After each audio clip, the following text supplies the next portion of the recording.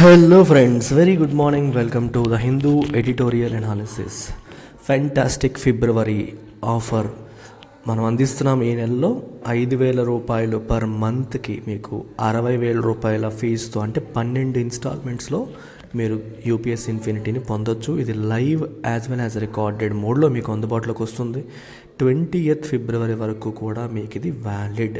ఈ ఆఫర్ అనేది 20th ఫిబ్రవరి వరకు మాత్రం ఉంది. కోర్స్ అనేది మీకు లైఫ్ టైం వ్యాలిడిటీతో వస్తుంది. ఇది మీరు కాంటాక్ట్ చేయాల్సిన number.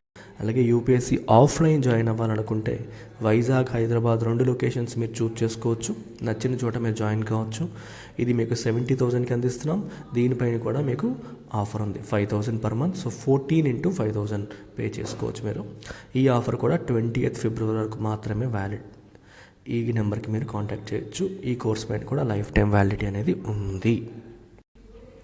UPSC optionals, pubad, PSIR, sociology, anthropology, Telugu literature. These are the 5 optionals we're offering. And వీటిలో మీరు ఏదైనా చూస్ చేసుకోవచ్చు. ఒకదాని నుంచి ఇంకో దానికి షిఫ్ట్ కూడా అవ్వచ్చు, అన్లిమిటెడ్ టైమ్స్. ఇది మీకు 30,000కి అందిస్తున్నాం. అది కూడా ఈఎంఐ ఆప్షన్తో 6 ఇన్స్టాల్మెంట్స్లో మీరు పే చేయొచ్చు. ఇది మీరు కాంటాక్ట్ చేయాల్సిన నెంబర్. అన్ని ఆప్షన్స్ పైన కూడా లైఫ్ టైం వ్యాలిడిటీ అనేది ఉంది. సో ఇవాళ ఆర్టికల్ వచ్చేసి ఎండ్ ఆఫ్ లైఫ్ డెసిషన్స్ అనే టైటిల్తో మనకి వచ్చింది. This is about euthanasia. So euthanasia అంటే మీకు చెప్తాను, దానికి అదేంటనే చెప్తాను. ఇది మీకు జెండర్ స్టడీస్ పేపర్ 2 కిందకి వస్తుంది, పాలిటీ కిందకి. సో యుథనేషియా కథ ఏంటనేది ఒకసారి చూద్దాం. యుథనేషియా అంటే అర్థం ఏంటంటే the practice of an individual deliberately ending their life. ఒకళ్ళ ప్రాణాన్ని వాళ్ళు ఇంటెన్షనల్గా, డెలిబరేట్గా మాకు వద్దు, మేము చనిపోవాలనుకుంటున్నాము అనుకుని తీసుకునే నిర్ణయాన్ని మనం యుథనేషియా అని చెప్పి మనం అనొచ్చు అనమాట. అయితే మీకు డౌట్ వస్తుంది, మరి సూసైడ్ కూడా అదే కదా, నా వల్ల కాదు అని నేను చనిపోతాను అని చెప్పేసి పురుగుల మందు తాగేసో లేకపోతే ఏదో చేసేస్తే మరి అది ఇది ఒకటే కదా అని మీరు అనుకోవచ్చు. సూసైడ్ ఇది ఒకటి కాదు. ఎందుకంటే ఈ పర్టికులర్ కేసులో కొన్ని కండిషన్స్ ఉంటాయి మనకి. For example, incurable medical condition. నీకున్న జబ్బు అనేది ఎప్పటికీ అది తగ్గదు. ఇంటాలరబుల్ పెయిన్, భరించలేనంత నొప్పి నువ్వు అనుభవిస్తున్నావు. ఇలాంటి సందర్భాలు ఏమన్నా ఉన్నప్పుడు రైట్, ఒక ఫిజీషియన్ ఆధ్వర్యంలో, ఒక డాక్టర్ గారి ఆధ్వర్యంలో అందరికీ తెలిసినట్టుగా అఫీషియల్గా నువ్వు చావును కోరుకుంటే అది యుథనేషియా అనమాట. అయితే 2 రకాలుగా చనిపోవచ్చు. యాక్టివ్ యుథనేషియా అంటారు, ప్యాసివ్ యుథనేషియా అని చెప్పి అంటాం. యాక్టివ్ అంటే అర్థం ఏంటి అంటే మనకి ఒక లీథల్ అంటే ఏంటి, మనకి పాయిజనస్ అన్నమాట. ఒక అటువంటి మనకి హాని కలిగించే, ఆరోగ్యానికి హాని కలిగించే ఒక లీథల్ ఇంజెక్షన్ని ఇచ్చి, రైట్, మనకు ఒక ఇంజెక్షన్ ఇచ్చి దాని ద్వారా చంపడం, అది యాక్టివ్ యుథనేషియా అవుతుంది. ప్యాసివ్ అంటే by withdrawing support. Life support మీద ఉన్నారు, ఐసీయూలో ఉన్నాడు, ఆక్సిజన్ సపోర్ట్ మీద ఉన్నాడు, ఆ ఆక్సిజన్ సపోర్ట్ తీసుకోవడం మానేసాడు అనుకోండి. బై విత్డ్రాయింగ్ లైఫ్ సపోర్ట్ని విత్డ్రా చేయడం ద్వారా, అంటే నువ్వు యాక్టివ్గా ఏదైనా మందు ఇచ్చి చెయ్యవు, తీసుకోవాల్సిన మెడికేషన్ ఇవ్వకుండా ఆగిపోవడం అనమాట. ఓకే, లైఫ్ సపోర్ట్ని విత్డ్రా చేయడం, లేదా ట్రీట్మెంట్ ఇవ్వడం మానేయడం, ఇలా చేసి ఆయన చనిపోతే అది ప్యాసివ్ యుథనేషియా అవుతుంది. ఒక ఇంజెక్షన్ ఇచ్చి దాని ద్వారానే చంపితే అది యాక్టివ్ యుథనేషియా అవుతుందన్నమాట.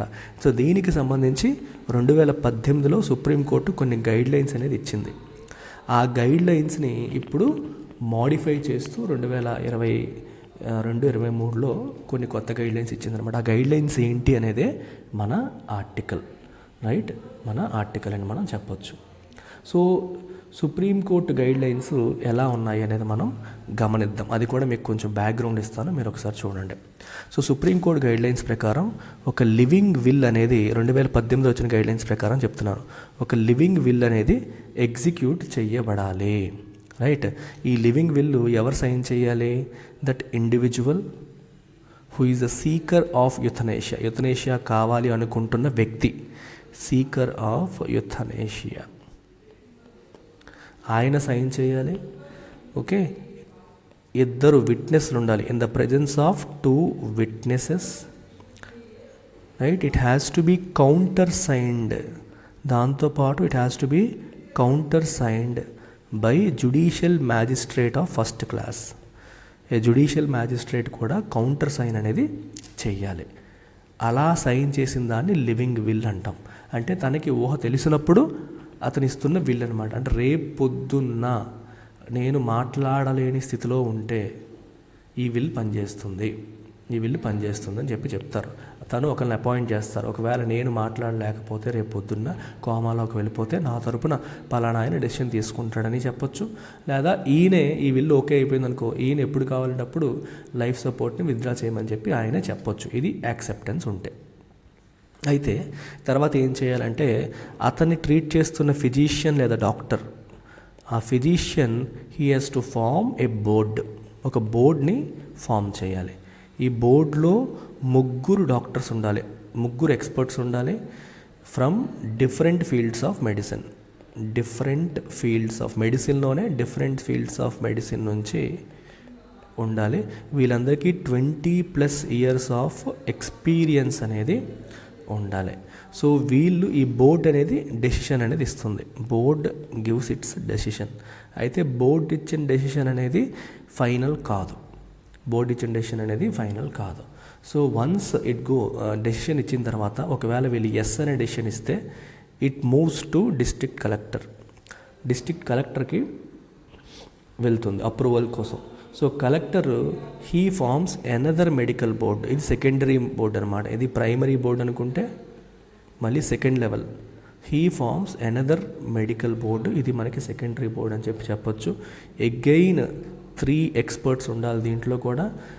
ఇంక్లూడింగ్ ఈ 3 ఎక్స్పర్ట్స్లో చీఫ్ డిస్ట్రిక్ట్ మెడికల్ ఆఫీసర్ కూడా ఉండాలి.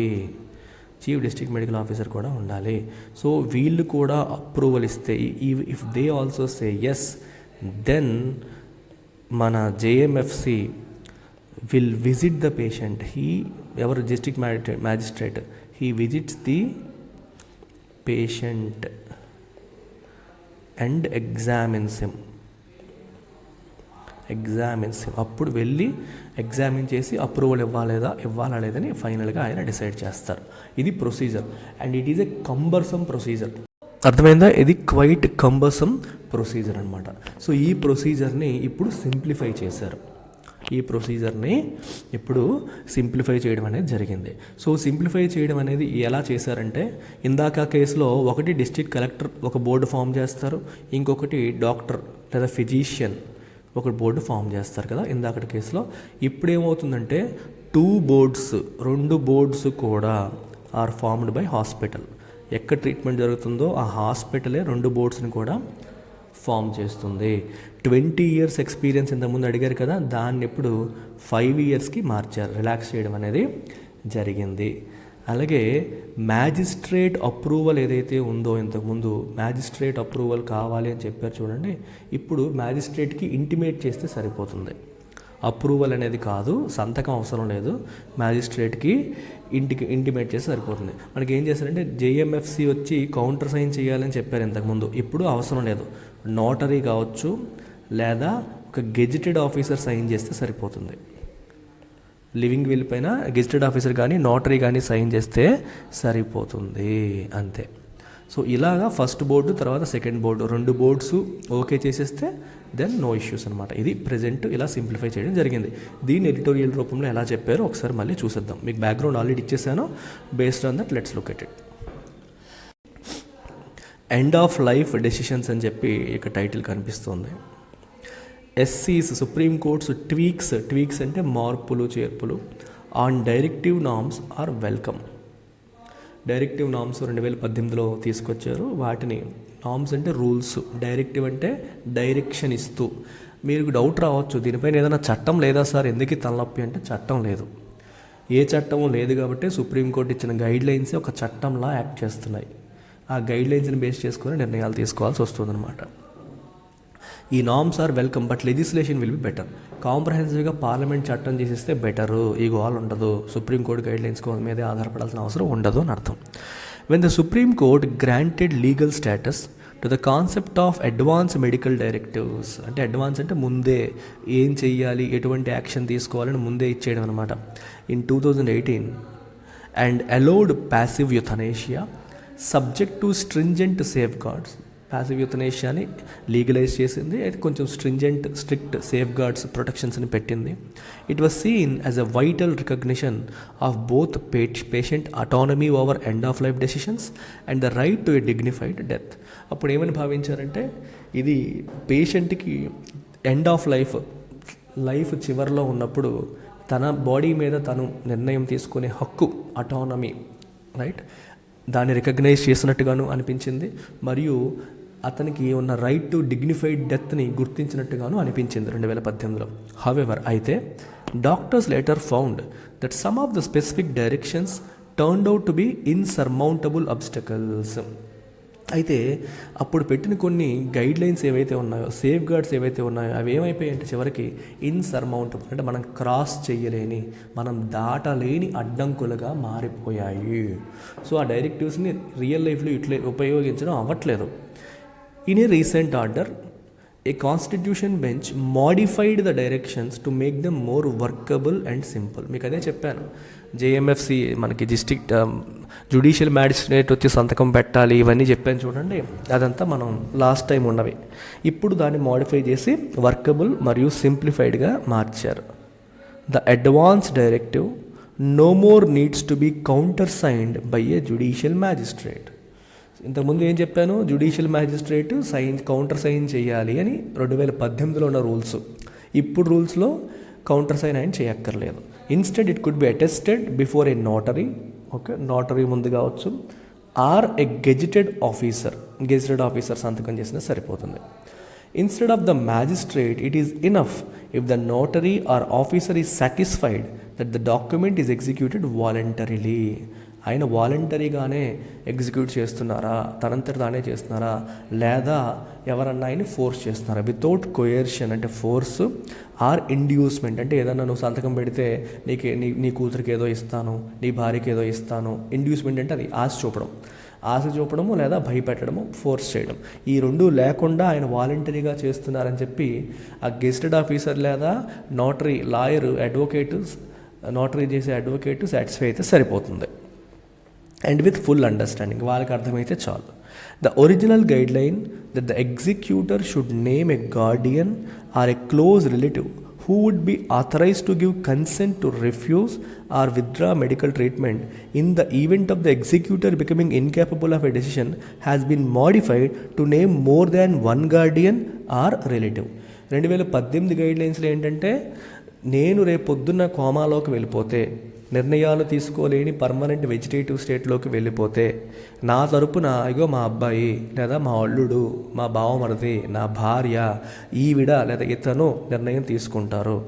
సపోర్ట్ని విత్డ్రా చేయాలా, మెడికల్ సపోర్ట్ని విత్డ్రా చేయాలా లేదని ఆయన నిర్ణయం తీసుకుంటారని చెప్పేసి ఒక వ్యక్తిని నేమ్ చేసేవారు. ఇప్పుడు ఏంటంటే you can name more than one person. ఓకేనా, మోర్ దాన్ వన్ గార్డియన్ లేదా వన్ రిలేటివ్ని పేర్లు మీరు చెప్పొచ్చు. నేను లేని పక్షంలో వీళ్ళలో ఎవరైనా అని చెప్పొచ్చు అనమాట. Instead of the magistrate being tasked with informing family members about the document in case they are not present at the time of its being executed, the onus is now on the persons themselves to hand over a copy of the advance directive to the guardians or close relatives named in it, as well as to the family physician. So దీని అర్థం ఏంటి చూడండి, ఇక్కడ ఇంకేం రాస్తారు, instead of the magistrate being tasked with informing family members about the document. ఈ document గురించి magistrate family మెంబర్స్కి ఇన్ఫార్మ్ చేసే బాధ్యత మ్యాజిస్ట్రేట్ మీద పెట్టే బదులు in case they are not present at the time of its being executed, ఇది execute అయినప్పుడు అందరూ ఉండాలి, అందరినీ ఇన్ఫార్మ్ చేసి రప్పించాల్సిన బాధ్యత మ్యాజిస్ట్రేట్ మీద ఉండేది ఇంతకుముందు. ఇప్పుడు అది లేదు. The honours and responsibilities now on the persons themselves, వాళ్ళ మీదే ఉంది. To hand over a copy of the advance directives to the guardians or close relatives named in it. ఇప్పుడు ఏ వ్యక్తి అయితే ప్యాసివ్ యుథనేషియా కావాలని కోరుకుంటున్నాడో ఆ వ్యక్తే తను ఎవరి పేర్లు అయితే రాస్తున్నాడో వాళ్ళందరినీ అక్కడికి రప్పించాల్సిన రెస్పాన్సిబిలిటీ కూడా అతనిదే. చూడండి, పలానా నా కొడుకు నిర్ణయం తీసుకున్నాడని నీ కొడుకు అక్కడ ఉండాలి. నాకు కోడలు అనేది నాకు నీ కోడలు అక్కడ ఉండాలి. నువ్వు ఎవరి పేర్లు అయితే నేను మాట్లాడలేని పక్షంలో, నేను నిర్ణయం తీసుకోలేని పక్షంలో నా తరపున వీళ్ళు ఓకే చేసినా నన్ను చంపేయొచ్చు, అదే మాకు లైఫ్ సపోర్ట్ విత్డ్రా చేయొచ్చు అని చెప్తున్నామో ఆ వ్యక్తులు ఆ విల్ ఎగ్జిక్యూట్ అవుతున్న సమయంలో వాళ్ళు ఉండాలి. ఆ రెస్పాన్సిబిలిటీ మ్యాజిస్ట్రేట్ది కాదు, నీదే, ఆ వ్యక్తిదే అని చెప్పి చెప్తున్నారు. It may also be included in digital health records. Digital health రికార్డ్స్లో కూడా దాన్ని ఇంక్లూడ్ చేయవచ్చు.